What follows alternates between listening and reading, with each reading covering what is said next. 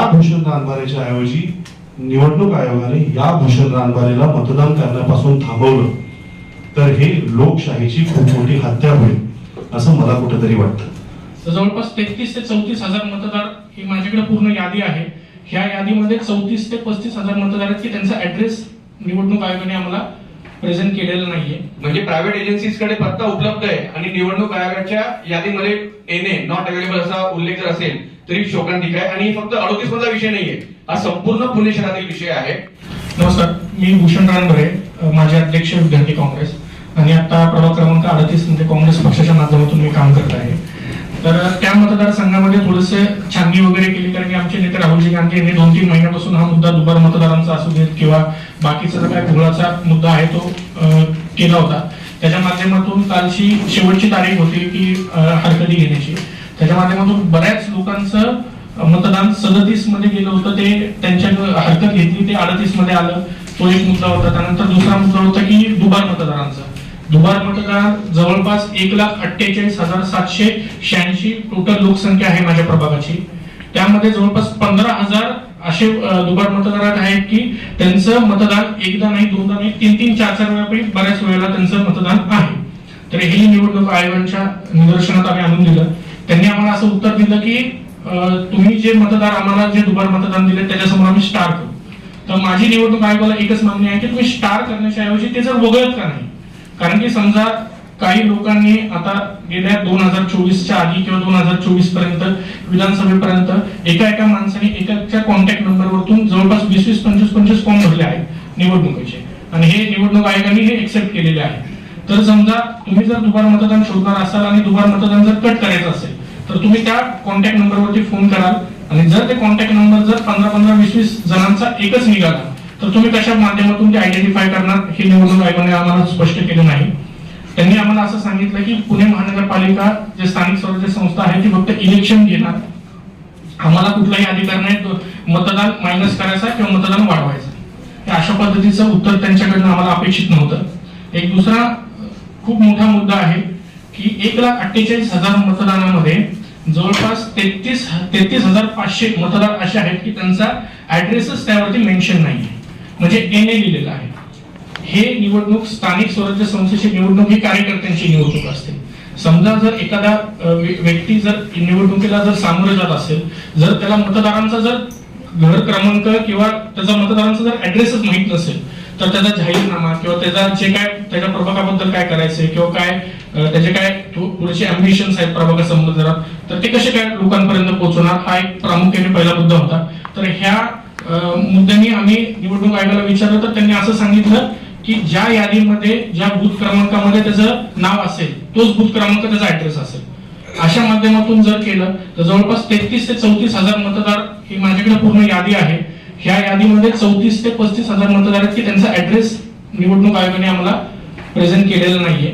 तर आम्हाला त्यांची विनंती आहे की तुम्ही जोपर्यंत हे मतदारांचे जोपर्यंत ऍड्रेस 38 प्रभाग म्हणजे बालाजीनगर, कात्रज, आंबेगावच्या प्रभागामधले ऍड्रेस जर तुम्ही प्रॉपर देऊ शकत नसाल तर इलेक्शन घेण्याची एवढी घाई का करताय, हा एक आमचा मुद्दा होता. आणि सर्वात तिसरा मुद्दा म्हणजे मी जवळपास आहेत ना 3 ते 4 वेळा माझ्या स्वतःचं मतदान दुबार आहे हे त्यांच्या निवडणूक आयोगाच्या निदर्शनात आणून दिले. जवळपास 2023 पासून मी वारंवार त्यांच्याबरोबर पत्रव्यवहार करतोय, तरी माझं अजून नाव त्यातून उडलेलं नाही. अजूनही माझं दुबार मतदान माझ्या प्रभागामध्ये आहे.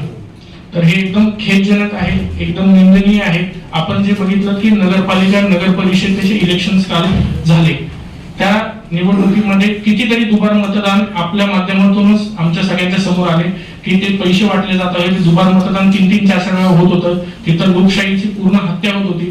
तर मला असं एक सर्वसामान्य कार्यकर्ता काँग्रेसचं असं माझं म्हणणं आहे की हे पुणे महानगरपालिकेमध्ये घडू नये. एकदम ट्रान्सपरन्सी इलेक्शन व्हावं आणि सर्व मतदारांचं म्हणजे हायजॅक इलेक्शन न होता एकदम ट्रान्सपरन्सी इलेक्शन व्हावं असं एक माझा कार्यकर्ता म्हणून मला वाटतं. तर पुढचं जे काय मनोगत असेल ते आमचे महाराष्ट्र प्रदेश सेक्रेटरी आमिर शेख बोलले.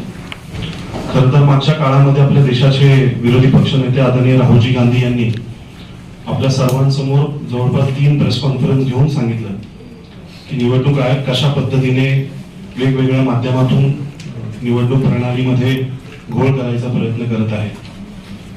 महाराष्ट्रामध्ये जेव्हा आम्ही जवळपास सगळ्या प्रभागांमध्ये आणि सगळ्या जिल्ह्यांमध्ये बघायचा प्रयत्न केला, तर प्रत्येक जिल्ह्यामध्ये आणि प्रत्येक महानगरपालिकेमध्ये, नगरपालिकेमध्ये अशा प्रकारचे घोळ समोर आलेले आहेत. आत्ताचा मुद्दा जो आमचे युवा नेते आहेत भूषण रानबारे यांनी मांडला. भूषण रानबारे यांना पुणे महानगरपालिकेमध्ये मागच्या इलेक्शनच्या काळामध्ये 23 वेळामध्ये काँग्रेस पक्षाने उमेदवारी त्याच प्रभागामधून दिली होती. प्रभागामध्ये पूर्णपणे काम करत असताना त्यांना आढळून आलं की जवळपास 45,000 मतदान या मतदानासमोर ऍड्रेसेस नाही आहेत. आणि मला आपल्या सर्वांना आवर्जून सांगायचं आहे की 2024 मध्ये जेव्हा लोकसभेच्या आणि विधानसभेच्या निवडणुका झाल्या त्यावेळेस हे जे 45,000 जे लोक आहेत यांच्या पुढे ऍड्रेस दिलेले होते. जेव्हा राहुलजी गांधी यांनी प्रेस कॉन्फरन्स आणून निवडणूक आयोगाच्या या सर्व कार्यप्रणालीवर प्रश्न विचारलेले आहेत, त्यानंतर आता महानगरपालिकेच्या वेळेस या लोकांनी त्यांचे ऍड्रेस घाळ केलेले आहेत.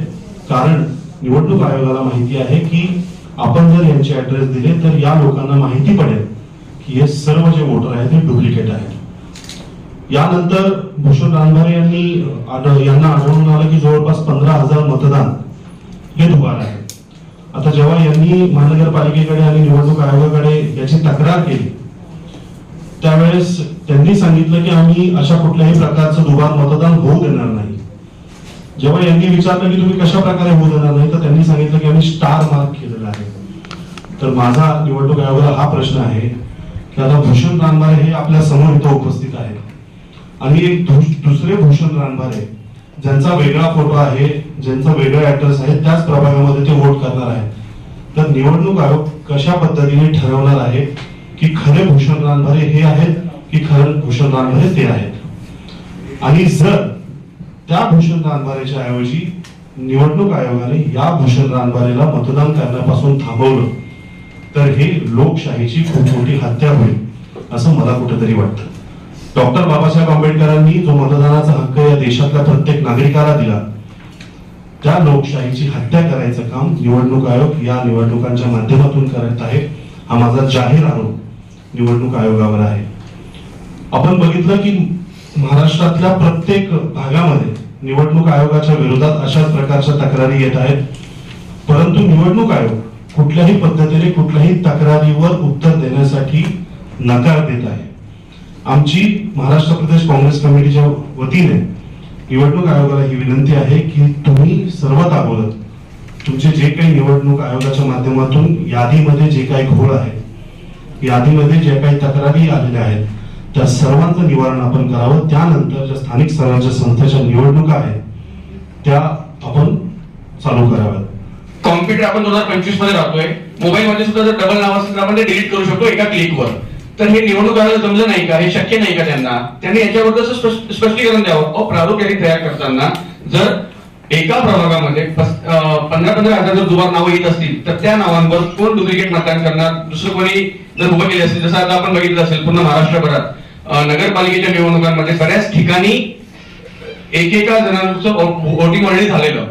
तर हे परत पुण्यामध्ये होऊ नये यासाठी आमची काँग्रेस पक्षाची विनंती आहे निवडणूक आयोगाला. आमचे जे काही प्रश्न आहेत त्याचं उत्तर देण्यात यावं. आणि प्रामुख्याने जर यादी आता येणार असेल 12 तारखेला जी फायनल यादी येईल त्याच्यामध्ये फोटोसहित किंवा जे पत्ता आहे, ऍड्रेस आहे तो येणं आवश्यक आहे. म्हणजे प्रायव्हेट एजन्सीज कडे पत्ता उपलब्ध आहे आणि निवडणूक आयोगाच्या यादीमध्ये येणे नॉट अवेलेबल असा उल्लेख जर असेल तरी शोकांतिक आहे. आणि फक्त 38 मधला विषय नाहीये, हा संपूर्ण पुणे शहरातील विषय आहे.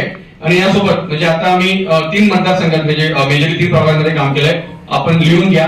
प्रभाग क्रमांक 38, प्रभाग क्रमांक 21 आणि प्रभाग क्रमांक 20 या तिन्ही प्रभागांमध्ये आम्ही हा जो डेटा काढतो त्याच्यामधला आहे. आपल्याला हवं असल्यास आम्ही याची पीडीएफ सुद्धा तयार आहे. पीडीएफ ही आपल्याला शेअर करतो जेणेकरून आपल्याला क्रॉस व्हेरीफाय करता येईल बातमी करत असताना. आणि या विषयाला जास्तीत जास्त स्पेस मिळेल अशी अपेक्षा करतो. काही प्रश्न असतील तर प्लीज.